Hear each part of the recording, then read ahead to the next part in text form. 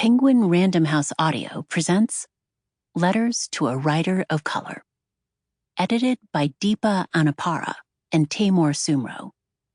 Read for you by a full cast, with an introduction read by Deepa Anappara and Taymour Soomro.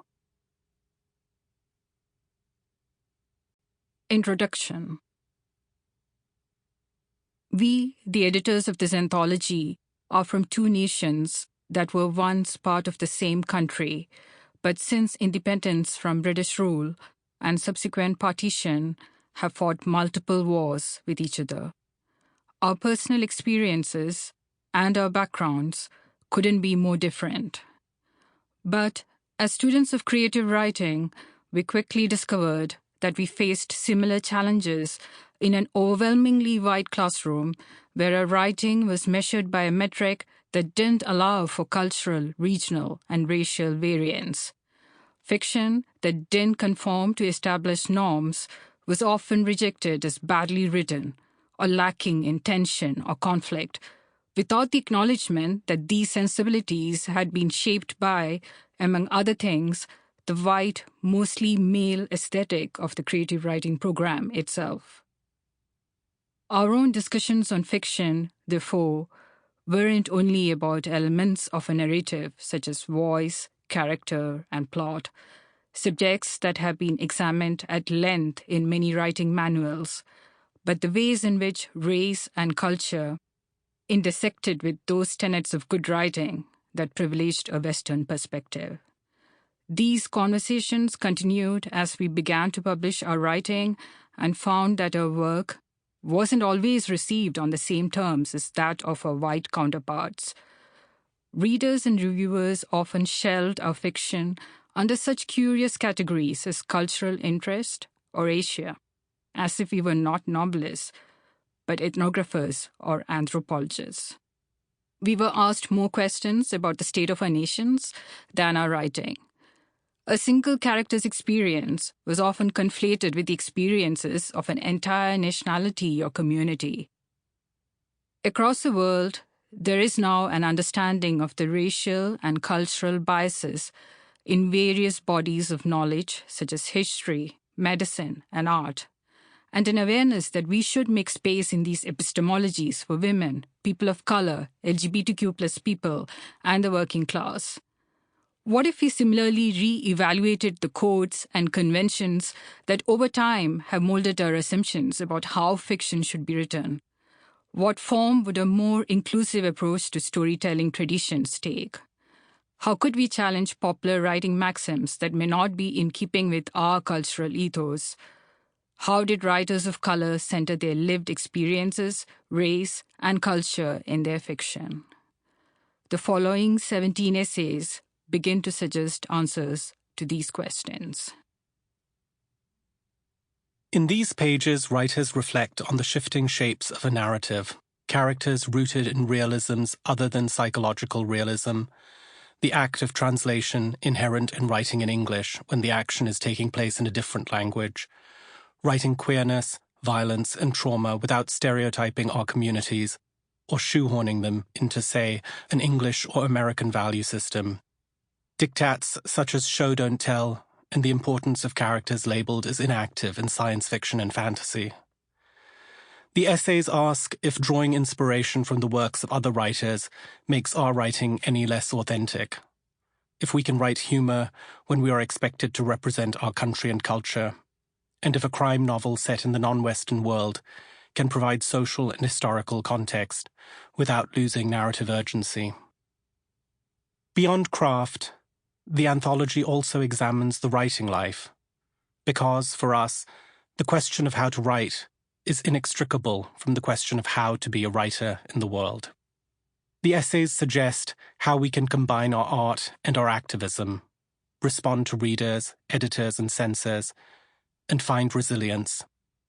They explore the stories we tell ourselves about who we are as writers and investigate the myth and reality of finding the perfect conditions to write. None of these essays are prescriptive. Rather, they emphasize that no one rule can be considered universal or pertinent to all lives and experiences.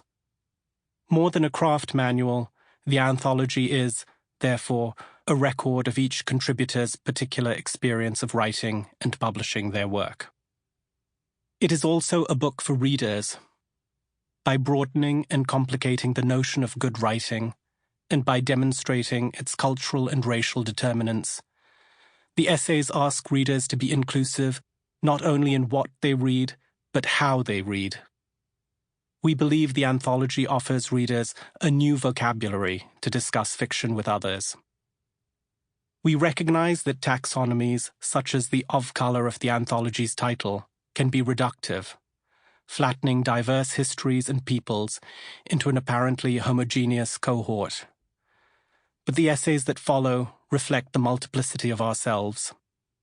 Our hope for this anthology is that it will create a sense of community for readers and writers who feel isolated, misread, silenced, or erased because they do not see their stories on bookshelves or their bodies in fiction. These essays continue a conversation that other writers of color have begun about the whiteness of English language fiction and the disservice it does to readers and writers. We need more stories from more cultures, races, communities, and nations to dismantle structures that suppress difference and to challenge the perception that difference is failure. This book is not, and shouldn't be, the last word on the subject. Deepa Anappara and Taymour Soomro. On Origin Stories.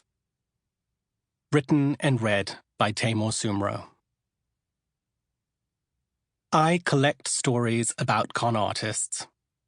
Often, the stories stress what is purely willfully manipulative in the con and its pursuit of simple financial gain. But what interests me more is the desire for a disguise, its art and effects. Tom McMaster, a cishet white American, blogged as a Syrian lesbian. Sophie Hinkst posed as the relative of Auschwitz survivors and sent testimonies of people who had never existed to Israel's Yad Vashem memorial. Belle Gibson, a wellness guru, claimed to have survived various cancers. Hargo bin Tahil Rahmani masqueraded as film studio executive Amy Pascal. And there's Rachel Dolezal, Anna Delvey, and Dan Mallory too. There is a public fascination with uncovering these cons, with unmasking a true identity underneath, with pathologizing these acts as sickness or crime. But I feel a kind of affinity, perhaps even an uneasy kinship with these actors. My identity seems to me unavoidably a performance and a disguise. Not only because it seeks to constrain me in one persona, when I am constantly in flux, but also because there has always been a conflict between who I think I am at any given moment and who others think I am, so that my reflection flickers endlessly in a mirror. One of the features that distinguishes good fiction for me is that it captures this shiftiness of self, so that Anna Karenina or Rahel Ipe or Seth cannot be constrained within a fixed identity, cannot easily be reduced to a set of character traits. I wonder then at the relationship between the stories I tell about myself and the stories I write. Where is the con and where is the truth? These questions recur in Nabokov's formulation on fiction, in lectures on literature. Literature was born on the day when a boy came crying wolf, wolf, and there was no wolf behind him. Between the wolf in the tall grass and the wolf in the tall story, there is a shimmering go-between. That go-between, that prism, is the art of literature. For him, fiction is a commitment to untruth rather than truth. It is the ultimate, unimpeachable con.